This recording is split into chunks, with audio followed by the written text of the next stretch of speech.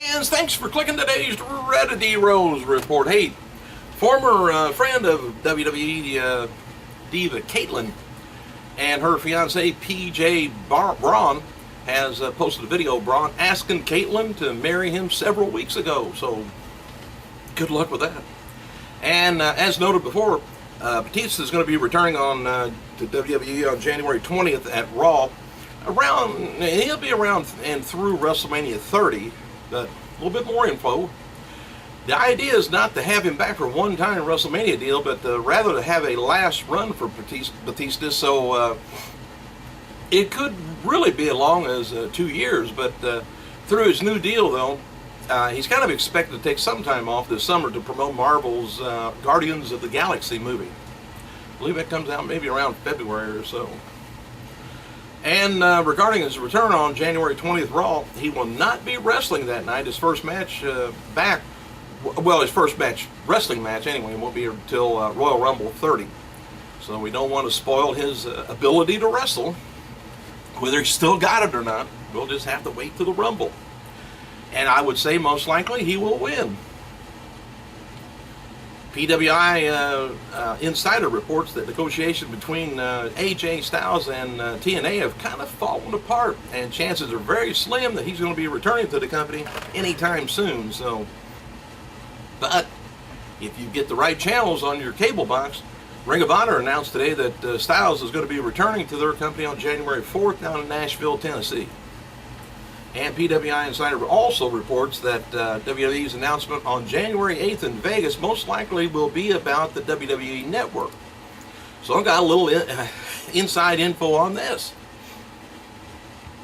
The reports indicate that WWE will do a network similar to the new adventure that UFC and what they're doing. They're going to be streaming via internet, opposing to being carried by traditional carriers. If WWE, in fact, decides to do this, they're going to be able to cut out a large bunch of fees that would be paid to cable companies and satellite companies. So it won't even be bouncing off of satellites at all. Plus, another plus to the streaming on their online network deal would be that WWE would have complete control over the project, as opposed to having to fight with carriers on positioning of on the cable boxes. Just what channel we're going to be on. Are we going to be Sky High? Are we going to be in there with some other sports companies, or how it's going to work? They're kind of helpless on that. It's up to the cable companies and satellite companies. So this way, it will just be coming in straight to us. And it would be cheaper, plus they can't find nobody to carry the thing anyway. So they carry it themselves. Hey, Chris Jericho noted on Twitter that WWE Hall of Famer Bret Hart is going to be on his Talk Is Jericho podcast on January 8th and the 15th. In China, haven't heard from her in a while. Well, anyway, frequently answers fan questions on Twitter and noted that she's still on the outs with WWE, apparently. So she's also mentioned that she's going to be that she's pretty much finished with the adult industry. And regarding a potential WWE Hall of Fame induction, she wrote, "He said, if I can get there, it will be an honor to be amongst the greats." Well, does that sound like she's kind of blown it with the adult industry? Maybe. Just because people have asked about the corporate Kane, he has been coming out to his normal theme music and wearing his regular attire without the mask, though, at past WWE live events, where he's been going up against Big Show. All right, after Booker T invited Antonio Cesaro, this is funny, to the ring for a birthday spinneroonie last night on WWE's live event in Hartford, Booker T ended up receiving the Cesaro swing. Oh, I don't know if I could stand that very well. Kofi Kingston's going to be appearing at the FYE store in Union City, Union Station in Washington, D.C. Sunday, 12 at noon. Today at noon. That's 10 till right now. All right. Cody Rhodes' moonsault from the top of the steel cage in Madison Square Garden Thursday night has been a hot topic online. Cody did the moonsault again last night in a live event in Hartford.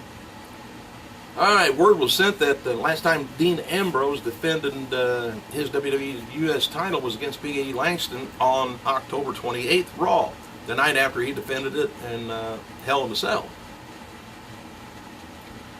Oh, by the way, I got a story here to tell you in just a second. Happy birthday to WWF WCW wrestler Lanny Poffo, 59 years old, women's regular or irregular, you know her, Ariel, 29, current TNA knockout Taryn Terrell, 28.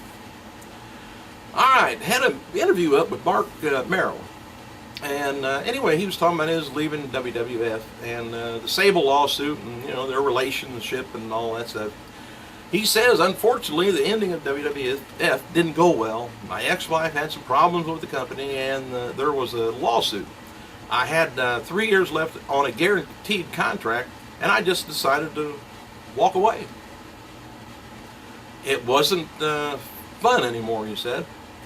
It just was a sad part of our lives, so we left the wrestling arena. Obviously, the lawsuit was settled out of court between my ex-wife and WWF. It's no secret, we got a divorce in 2004, and she went on her merry way with Brock, and I married an incredible woman I have been married to for 4 years now. So we both went separate ways, but you know, something that's amazing, we never said a bad word about each other, and I have nothing to say bad about her.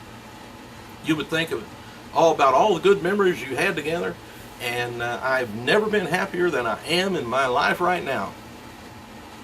Good for him. Brock's probably kind of happy too.